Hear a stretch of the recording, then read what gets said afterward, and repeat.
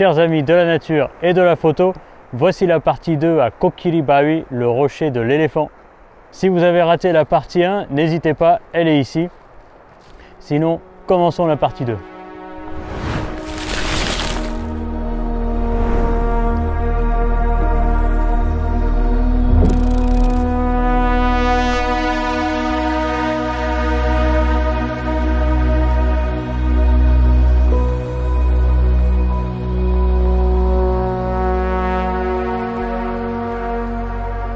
Avant même de commencer la vidéo, la différence de niveau d'eau entre hier et aujourd'hui à la même heure est phénoménale.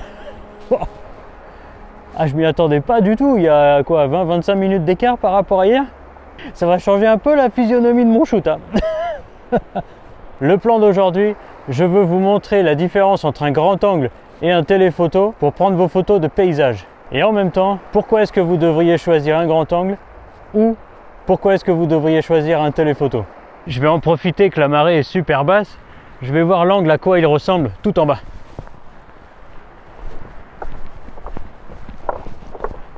Eh ben en vérité, c'est pas terrible. Dans cette vidéo, je voulais vous montrer mon processus quand j'arrive dans un endroit. Qu'est-ce qui me passe par la tête pour arriver à prendre les photos que je vais vous montrer aujourd'hui ou que je vous montre d'habitude. J'espère en faisant ça que ça vous aidera à prendre des décisions plus tard quand vous serez en situation également. Alors la première chose que je fais quand j'arrive, c'est d'abord j'ouvre grand mes yeux et je fais un tour de l'endroit.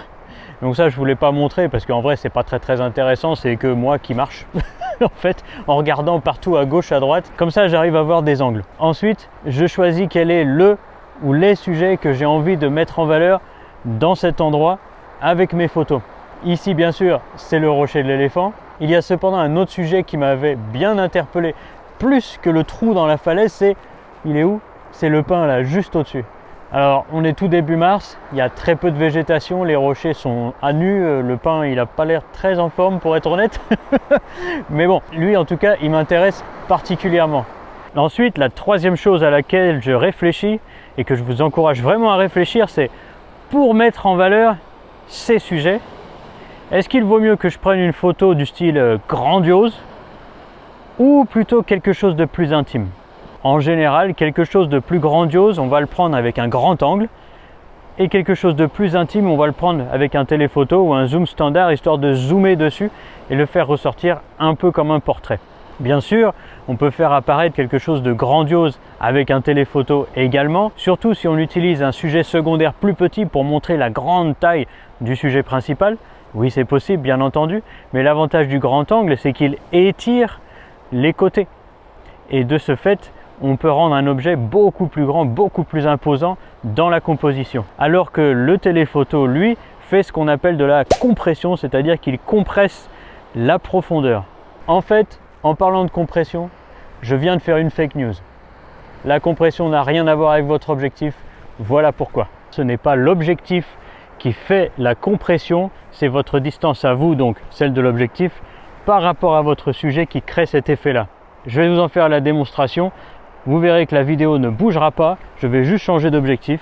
Pour l'instant, je suis à 14 mm, vous êtes obligé de me croire, parce que je ne peux pas vous montrer le 14. Et je vais prendre une photo de mon rocher de l'éléphant.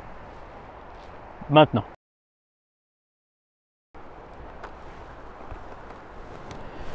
Ah, j'ai senti mon trépied qui a un petit peu bougé, j'espère que ça va pas foirer la démonstration. Je me suis mis à 135 à peu près millimètres. Je prends la photo. Regardez maintenant la différence. Voilà la photo à 135 mm.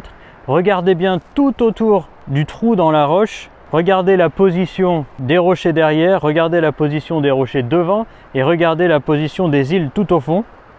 Et maintenant, comparé avec la photo à 14 mm, si je zoome à fond dedans et que j'ai à peu près le même cadrage que celle à 135, vous voyez que la compression est exactement la même. En fait, ça n'existe pas. C'est la distance vraiment entre vous et votre sujet qui crée cette impression. Mais encore une fois, ça n'existe pas. Maintenant que ça c'est prouvé, on va pouvoir revenir prendre des photos. Ben écoutez, ça tombe à pic que la marée soit un peu plus basse qu'hier, parce que je vais pouvoir commencer avec mon grand angle et pouvoir vous montrer comment je peux accentuer la taille grandiose de ce trou dans la falaise.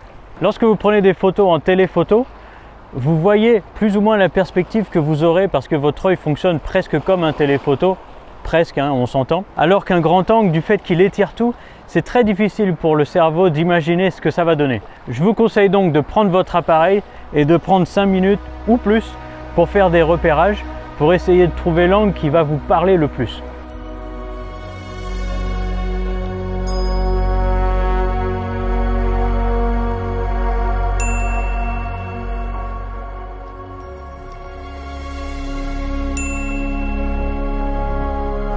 Ouh. Finalement la marée monte assez vite, donc je vais me dépêcher. C'est pas du tout l'éclairage idéal pour le faire, mais bon, on va faire avec. Hop, hop, hop, hop, hop, hop. Donc vous m'avez vu prendre des repérages, j'ai repéré 2 angles qui peuvent être sympas, un juste en dessous là, et un petit peu plus loin, tant que l'eau ne monte pas trop vite. Bon alors malheureusement la marée monte assez vite, ce qui m'arrange pas parce que du coup le deuxième spot que j'ai vu tout à l'heure ça va pas fonctionner. Mais celui-ci, en fait j'ai besoin de la marée pour que ce soit intéressant. Vous voyez comme mon appareil est super bas, très proche du sol, entre ce gros rocher-ci et ce gros rocher-là. La raison de ce choix est très simple, grâce au grand angle, ce rocher-là et ce rocher-là vont paraître sur les bords de ma composition super grands. Ensuite, à cause du grand angle, ce qui est au milieu de la compo est toujours un peu plus petit que ce qui est sur les bords, mais du fait de sa taille naturelle beaucoup plus grande que ces 2 gros cailloux, elle va quand même bien ressortir. Et j'ai fait attention de bien conserver mon pain dans la compo aussi. Voilà, vous voyez ma compo, et je commence un peu à me faire éclabousser, c'est pas terrible, mais en gros, vous voyez comme le chemin de galet mène à mon rocher, ce gros rocher à gauche et celui de droite continue à renforcer encore la perspective vers le rocher de l'éléphant. Malheureusement là vous êtes en 16/9, donc le haut et le bas sont coupés, mais en vérité il y en a un peu plus, ce qui rééquilibre un peu la composition. Le seul point négatif de cette compo bien sûr, c'est que tout en haut à droite, le gros quart en fait, il ne se passe absolument rien.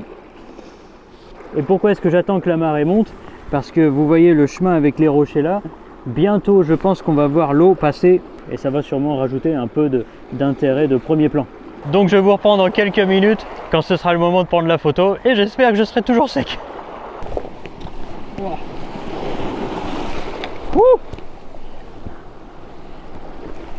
Bon, vous voyez c'est chaud là. Merde, complètement éclaboussé. Bon, c'est pas grave, c'est pas grave, c'est pas grave. Oh, il y a une grosse vague. Ouh là là, ouh là là, ouh là là. Wouh. Merde, je l'ai raté en plus.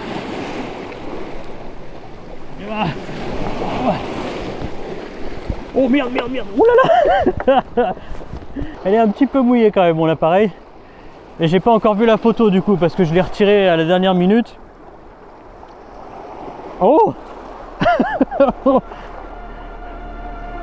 Ah ouais. Voilà la photo.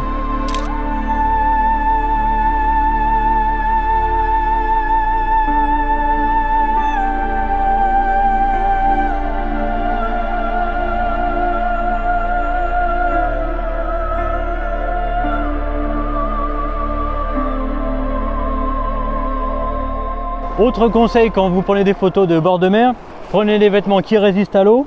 J'ai de la chance, ces chaussures sont toutes neuves. Et surtout, prenez un essuie pour essuyer parce que l'eau de mer, c'est pas terrible sur l'électronique. La deuxième option que vous avez, c'est donc d'utiliser un téléphoto ou un zoom standard, de ne pas utiliser la distorsion du grand angle pour montrer les sujets que vous avez choisis de manière la plus objective.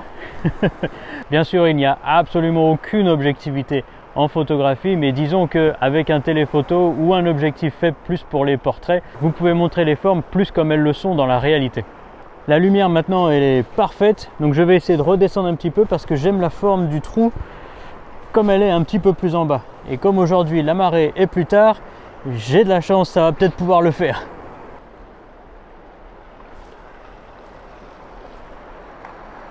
Le soleil va donc bientôt se coucher là.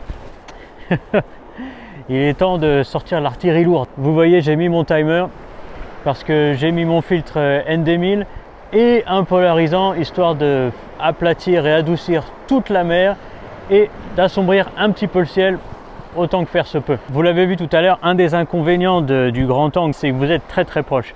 Hormis le fait que vous pouvez vous faire éclabousser par l'eau de mer, l'autre problème c'est que comme vous êtes très proche d'un premier plan, vous êtes obligé soit d'avoir une ouverture toute petite et donc de souffrir de diffraction, soit de faire un focus stack. Alors faire un focus stack c'est très bien quand il n'y a rien qui bouge, c'est absolument pas un problème, mais là vous l'avez vu, comme aujourd'hui il y a tout qui bouge, c'est assez compliqué.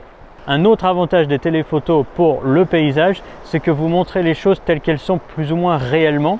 Le grand angle, ça étire les côtés et donc du coup, les photos prises au-dessus, on va dire de 35-50 mm, elles apparaissent beaucoup plus naturelles. Ça, c'est un gros plus pour la téléphoto. Enfin, le dernier avantage du grand angle, c'est que vous pouvez avoir une image qui a une sorte de wow factor, c'est-à-dire une image qui agrippe le regard parce que les perspectives sont vraiment pas naturelles et les gens sont très attirés par ça.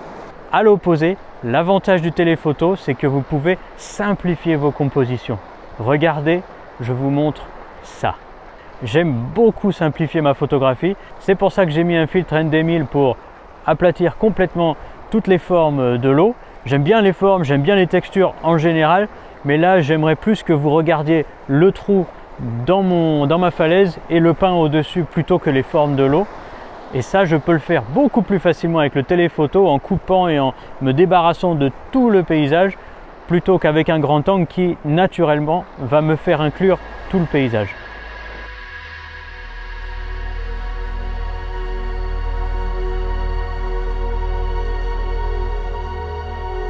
La compo est assez simple, regardez, il y a une division presque en diagonale parfaite de la composition.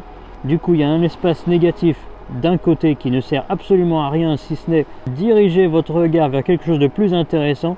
Les deux zones de contraste qui sont le pain en haut et le trou en bas.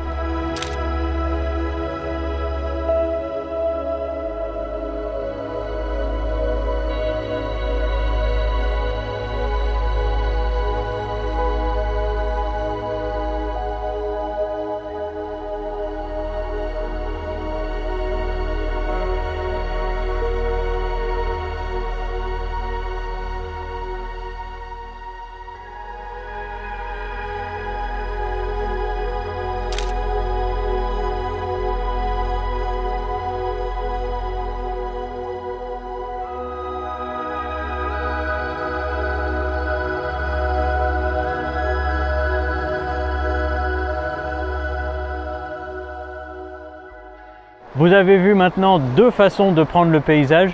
Il y en a beaucoup d'autres, bien sûr. Je ne peux pas tout faire rentrer dans une seule vidéo, mais je veux insister sur un dernier point, c'est qu'il n'y a pas de bonne ou de mauvaise façon de faire. Quand vous êtes sur place, que vous ayez un grand angle ou un téléphoto ou un zoom standard, le plus important c'est votre vision.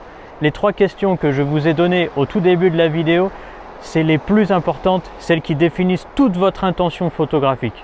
J'insiste énormément car vous pourriez venir à cet endroit, raconter une histoire complètement différente de la mienne et toujours repartir avec de très belles photos. Ce n'est pas votre équipement qui fait la différence, ce n'est pas tel objectif ou tel objectif qui fait la différence, c'est vous. Essayez de nous dire quelque chose avec votre photo, croyez en vous.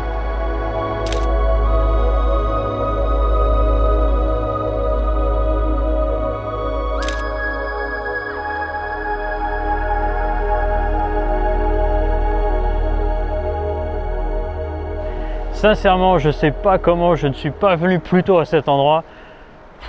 Là, je me suis attaqué à Kokilibawi, le rocher de l'éléphant. Mais de l'autre côté, tous les cônes rocheux, cette formation rocheuse là devant, c'est absolument somptueux ici. Il y a tellement à faire. Il me faudrait une vidéo de 6 heures juste pour tout vous montrer. Bon, mais il faut bien arrêter à un moment ou à un autre. Je vais donc faire la conclusion de cette vidéo. Je vous remercie de m'avoir donné une petite tranche de votre temps et de m'avoir écouté jusqu'à maintenant. Si vous avez appris quelque chose, laissez-moi un like, abonnez-vous, partagez cette vidéo à qui ça pourra aider. Laissez-moi un coin en commentaire et n'oubliez pas que notre service de randonnée à ma femme et moi est disponible sur notre site internet, le lien est dans la description. Je compte sur vous pour faire grossir cette chaîne, pour que j'ai encore beaucoup d'images à vous raconter. Bon les coins-coins, il faudra que je revienne cet été pour piquer une tête et prendre des photos.